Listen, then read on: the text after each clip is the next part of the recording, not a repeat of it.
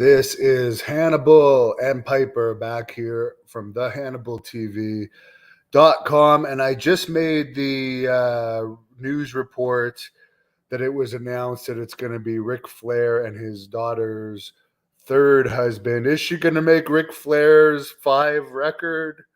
She's still in her 30s, who knows, but he's teaming with her third husband, Andrade, against Ric Flair and Jay Lethal, managed by the Cougar herself, Karen Angle, now known as Karen Jarrett. And they did a vignette for this match. And I have to say, you guys know that watch this channel. I don't watch wrestling often. I watched this vignette and I liked it.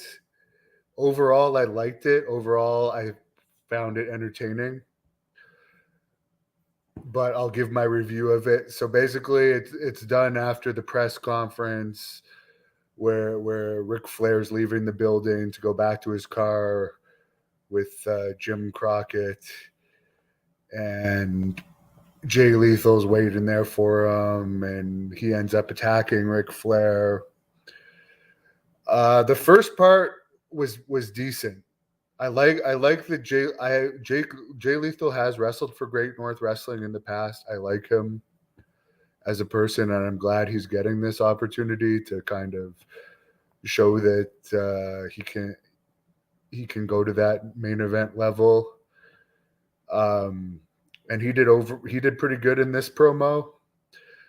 But at one point, of course, Jay Lethal attacks him. Then Jeff Jarrett comes out, and then Jeff Jarrett starts attacking him. By the way, Jay Lethal's punches are a lot more realistic than Jeff Jarrett's. And Jeff Jarrett is given Karen Angle's shoe.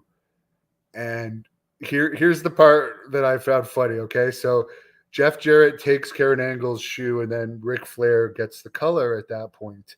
And Ric Flair did get really awesome deep color. And that was one of the things I like about it because I love blood. I'm a vampire. But anyways, Ric Flair's saying it's a hard way. It's a hard way, as if like using the wrestling terminology that Jeff Jarrett stiffed him and got the blood from stiffing him. And because it was so deep, it may have been believable.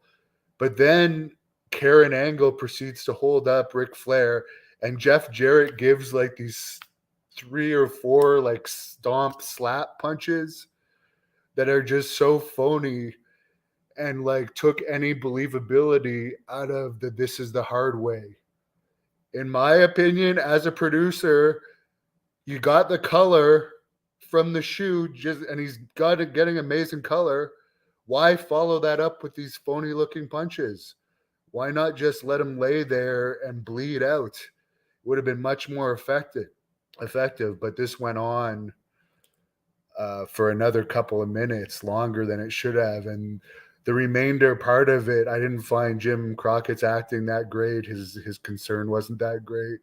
So the first part, up to the part where Ric Flair starts saying, this is a hard way, this is a hard way, and then they proceed to go in to overdo it when he should have just been lying there left in the bloody heap of pile, instead of like going into this poor acting job to wrap it up. But as I said, that's just my critique of it.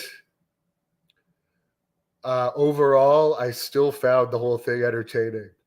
It was still better than anything I've seen in WWE or AEW since the Seth Rollins fan attack, which was the last most entertaining thing I saw in WWE or AEW. But feel free to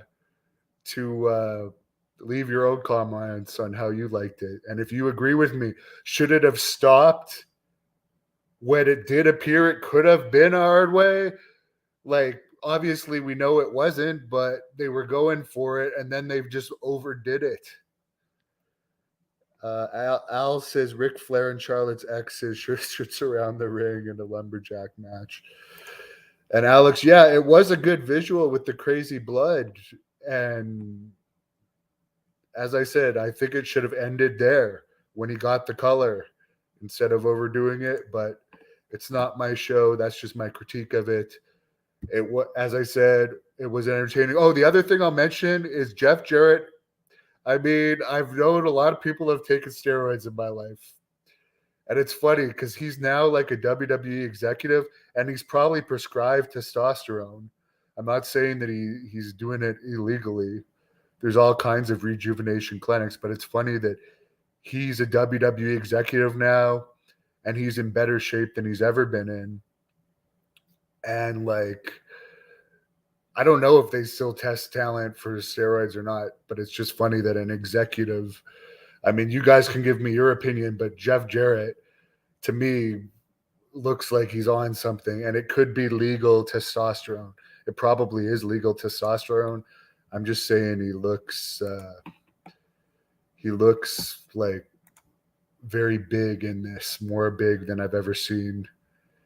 And yeah, feel free to look it up. Good luck to them all in the match.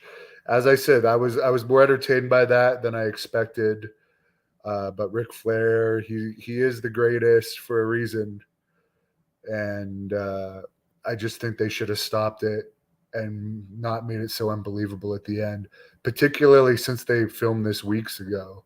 I would have just re-edited it and ended it at the massive blood and not the phony stuff. But I like realism. Some people don't care about realism. Thank you for watching the Hannibal TV. Please help me out and like this video, then click the subscribe and get notifications buttons so you don't miss any of my latest shoot interviews, match videos, or news updates. Follow us on Facebook at the Hannibal TV for more live streams and videos. And while you're at it, follow us on Instagram and Twitter at the Hannibal TV.